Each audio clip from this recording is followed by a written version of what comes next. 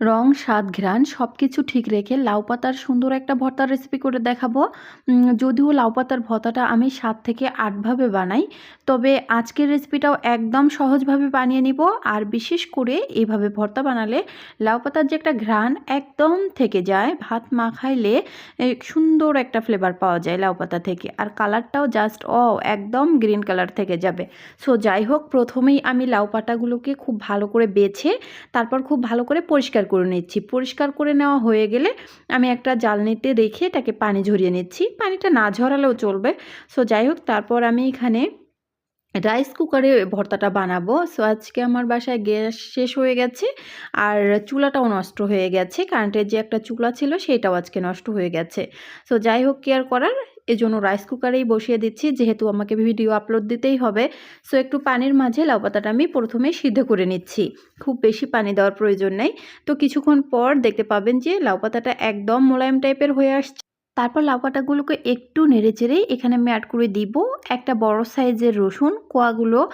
আমি ছিলে নিয়েছি, খোসাটা ছাড়িয়ে নিয়েছি। তারপর এখানে দিয়ে দিচ্ছি বেশ কিছুটা কাঁচামরিচ। আমি ৪-৫টি কাঁচামরিচ দিয়েছি মাঝখান থেকে ফালি করে। আর স্বাদ মতো সামান্য একটু লবণ দিয়ে দিচ্ছি। এবার ঢেকে আবার বেশ কিছুক্ষণ আমি এটাকে রান্না করে নিয়েছি ৪ মিনিটের মতো। তারপর আমি পানিটা ঝরিয়ে নিচ্ছি। এখন হয়তোবা বলবেন যে পানি ঝরাইলে শাকের পুষ্টিটা তো থাকে না। সো আমি আগেই বলেছি আমি কিন্তু অনেকভাবে ভর্তাটা বানাই। আজকের ভর্তাটা আমি এভাবেই তৈরি করব। আর এভাবেই আমার কাছে খেতে ইচ্ছে করেছিল। সো যাই হোক, এবার একটুখানি তেল দিয়ে আমি প্রথমে শুকনা মরিচ হালকা একটু ভেজে নিচ্ছি। তারপর এখানে দিয়ে দিচ্ছি একটা বড় সাইজের পেঁয়াজ কুচি। খুব বেশি পরিমাণে পেঁয়াজ রসুনও কিন্তু আমি ব্যবহার করিনি এই ভর্তাটার মাঝে। সো যাই হোক, এখন আমি শাকটাকে পুরো অপর পাশ করে দিচ্ছি। দিয়ে রসুন আর যে কাঁচামরিচগুলো আছে হালকা একটু ভেজে নিব। আর পাতাটা আমি উঠিয়ে নিচ্ছি। পরে হালকা একটু পাটাটা দিয়ে নাড়াচাড়া করব।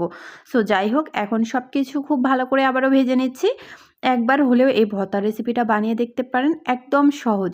আর তাছাড়া না, বিশেষ করে এই ভর্তাটা দিয়ে যখন আপনি ভাত মাখাবেন, ভাতটা সুন্দর সবুজ সবুজ হবে। আর বিশেষ করে খেতে সুন্দর একটা ঘ্রাণ হবে। সো যাই হোক, লাউ পাতাটাও আমি আরেকটু ভেজে নিয়েছি আর এগুলোও ভেজে নেওয়া হয়ে গেছে। এখন প্রথমে শুকনা মরিচটা একটু ডলে নিচ্ছি। তারপর আমি ওই যে সব কিছুই এবার ডলে নিব। পেঁয়াজ, কাঁচামরিচ, রসুন সব কিছুর মিশ্রণটা আমি ডলে নিব। আর লবণটা কিন্তু স্বাদ অনুযায়ী দিবেন। প্রথমে যেহেতু একটুখানি লবণ অ্যাড করেছিলাম, এবার এগুলোকেও খুব ভালো করে ডলে নিচ্ছি। আর হ্যাঁ, একটা কথা, আপনারা চাইলে এই ভর্তাটা কিন্তু পাটায় একদম মিহি করে বানিয়ে নিতে পারেন। সো আজকের ভর্তাটা আমি মিহিভাবে বানাবো না। এটা আমি হালকা একটু আর কি টাইপের রাখবো। যাই হোক, একটু ছোকা ছোকা টাইপের রাখবো। আপনারা চাইলে কিন্তু মিহিভাবে বেটে নিতে পারেন। তাতে করেও কিন্তু দেখতে সুন্দর লাগবে। অনেকেই আছে এভাবে পছন্দ করেন না। যাদের পছন্দ না তারা মিহি করে বেটে নেবেন। সো যাই হোক, আমার ভর্তাটা কিন্তু একদম রেডি। এখন আমি এখানে দিয়ে দিব একটু সরিষার তেল, জাস্ট ঘ্রাণের জন্য, আর খেতেও ভালো লাগবে। তো এবার সরিষার তেলটা দেওয়ার পর আবার একটুখানি মেখে নিচ্ছি। মেখে নেওয়া হয়ে গেলেই ভর্তাটা আমার রেডি, সার্ভ করে নিচ্ছি। আর ভর্তাটা বানানোর পর এটা মুছে খেতে আমার কাছে অনেক ভালো লাগে। একটুখানি ভাত দিয়ে আমি মুছে খাবো। রেসিপিটা যদি ভালো লাগে তাহলে অবশ্যই ইউটিউব, ফেসবুক যেখান থেকেই দেখেন না কেন, একটা হলেও লাইক, কমেন্ট, শেয়ার করে আমার পরিবারে যুক্ত হয়ে যাবেন। আল্লাহ হাফেজ।